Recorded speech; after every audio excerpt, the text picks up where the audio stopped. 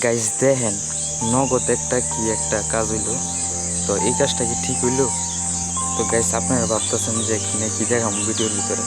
দেখেন এই দেখেন ঘরের ভিতরে কিভাবে হিম দিছে, কিভাবে চুরি করছে ঘরের ফিরারিটা মোবাইল গেছে। ঠিক আছে, আমার বোনের স্মার্টফোন।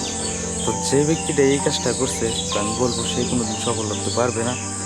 তো দেখেন এই যে এইগুলো কিন্তু বুঝের মানুষের কাজ, ঘরের ফিরারিটা কীভাবে মোবাইল দিচ্ছে। তো আপনারা তো যারা আগের দিনের মানুষ ওনারা বুঝে এইগুলা তানের বিষয়ে। তো দেখেন এই যে হজরত আজম দিতেছে, দেখি আমার বোনের মোবাইলে কয়টা বাজে। তো আপনারাই দেখেন, দেখছেন একটু কয়টা বাজে।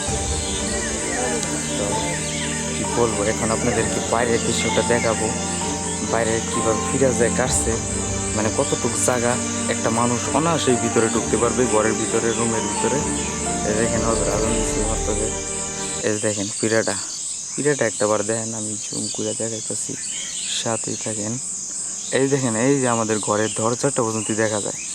তো দেখেন আমি জানি না এই চোর এইগুলা কইরা আরও কোনো বিপদ ডেকে আনতেছে কিনা।